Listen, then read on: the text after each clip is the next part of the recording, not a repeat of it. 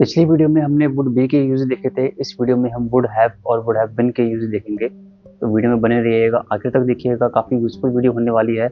और चैनल पर नया है तो सब्सक्राइब कर लेना, क्योंकि हम इस तरह के और मॉडल वर्ब्स की वीडियोस लाते रहेंगे और ग्रामर वीडियोस लाते रहेंगे। तो चलिए वीडियो शुरू करते हैं। वुड हैव का पहला यूज होता है कंडीशन थर्ड में। कंडीशंस पे हम पूरी एक सीरीज लाएंगे, बट अभी मैं शॉर्ट में आपको बता दूं, जब पास्ट में हम रिग्रेट करते हैं किसी चीज़ को लेकर, तब हम वुड हैव यूज़ करते हैं, कंडीशनल थ्री यूज़ करते हैं। फॉर एग्जाम्पल, अगर मैं कल पार्टी में गया होता तो मैंने डांस किया होता। If I had gone to the party yesterday I would have danced. ठीक है, एक रिग्रेट कर रहा हूँ कि यार मैं नहीं गया, काश मैं जाता, अगर गया होता तो मैंने डांस किया होता। ठीक है, अगर कल मैं बीमार नहीं होता तो मैं मीटिंग अटेंड करता। Okay, if I had not been ill yesterday I would have attended the meeting. तो इस तरीके से हम वुड हैव का यूज़ करेंगे कंडीशनल थर्ड में। नेक्स्ट यूज़ है कि मैंने कोई काम किया होता मगर नहीं हो पाया।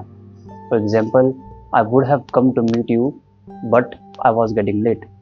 मैं तुमसे मिलने आया होता बट मैं लेट हो रहा था। I would have come to meet you but I was getting late. Next use है वुड हैव का कंडीशनल टाइप टू में। पोजेशन के लिए हम यूज़ करते हैं।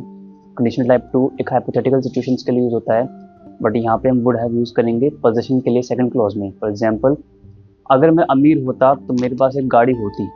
तो गाड़ी होना एक पोजेशन है ना, मेरे पास गाड़ी होती, पेन होता, घर होता, कार, कुछ भी होता। तो if I were rich I would have a car. Conditional type to को ही हम एक्शन में बनाते हैं, तो क्या बनाते हैं, if I were rich I would enjoy a lot. Enjoy action हो गया, और इस इंजॉय को हटा के पोजेशन लगा दो, if I were rich I would have a car. हो गया इस तरीके से। तो आप सेंटेंसेस बनाएं कमेंट्स में, तब आपको समझ में आएगा ये। नेक्स्ट यूज़ है वुड हैव का, जब भी आप प्रेजेंट में कोई अजम्पशन लगाते हैं कि यार ये काम तो हो गया होगा, ये काम तो हो चुका होगा, तब आप वुड हैव का यूज़ करते हो। फॉर एग्जाम्पल, यार वो घर पहुंच चुका होगा, he would have reached the home, he would have reached his home. तो यहाँ पे आप वुड हैव लगाएंगे। ठीक है, वो डांसर बन चुका होगा, he would have become a dancer. Okay, तो आप प्रेजेंट में कोई अजम्पशन लगाते हैं तब आप वुड हैव लगाते हैं। तो ये वुड हैव के यूजेस थे। अब हम सीखने जाएंगे वुड हैव बीन के यूजेस। वुड हैव बीन का पहला यूज होता है कंडीशनल टाइप थ्री में। अगेन वही पास्ट को लेकर हम जब बात करते हैं, तो यहाँ पे हम स्टेट ऑफ बीइंग में लगाते हैं। यहाँ पे कोई उस बीइंग, उस अवस्था में होता। फॉर एग्जाम्पल, अगर कल तुमने उस लड़की को टच किया होता तो तुम जेल में होते।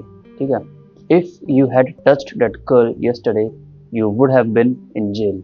नेक्स्ट यूज़ भी कंडीशनल टाइप थ्री में यूज़ होता है, लेकिन यहाँ पे आप ऑब्जेक्ट नहीं लगाएंगे, कोई प्लेस नहीं लगाएंगे, प्रीपोजिशनल फ्रेज नहीं लगाएंगे।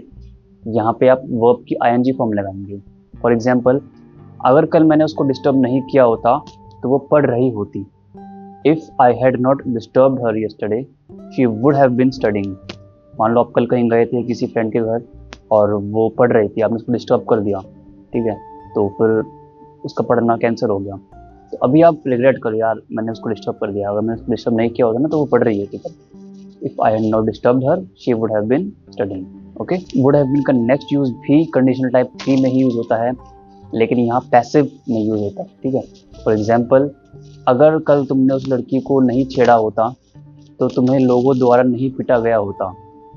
If you had not touched that girl yesterday you wouldn't have been beaten by people।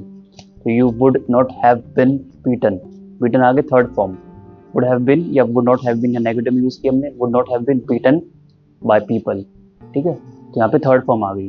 तो पहले में क्या हुआ, तीनों कंडीशन टाइप थ्री के थे। पहले में हमने बोला you would have been in jail, एक ऑब्जेक्ट लगा दिया, एक प्लेस लगा दी हमने, तुम जेल में होते या कुछ होते।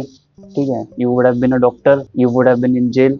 ठीक है, तो यहाँ पे हमने एक ऑब्जेक्ट लगा दिया, एक प्रीपोजिशनल फ्रेज लगा दिया, एक प्लेस लगा दिया। सेकंड वाले में हमने आईएनजी लगाया, she would have been studying. और थर्ड वाले में हमने वुड हैव बीन के साथ थर्ड फॉर्म लगा दी, you wouldn't have been beaten by people. ठीक है, तो इस तरीके से आपको वुड हैव बीन का यूज़ करना है। आई होप आपको समझ में आ गए होंगे, आप भी सेंटेंसेस बनाएं तभी आपको अच्छे से समझ में आएगा। और नेक्स्ट वीडियो में हम बात करेंगे वुड हैव टू और वुड हैव हैड टू के बारे में हम बात करेंगे, तो वो वीडियो भी जरूर देखना। तो चलिए मिलते हैं हम नेक्स्ट वीडियो में। Thank you.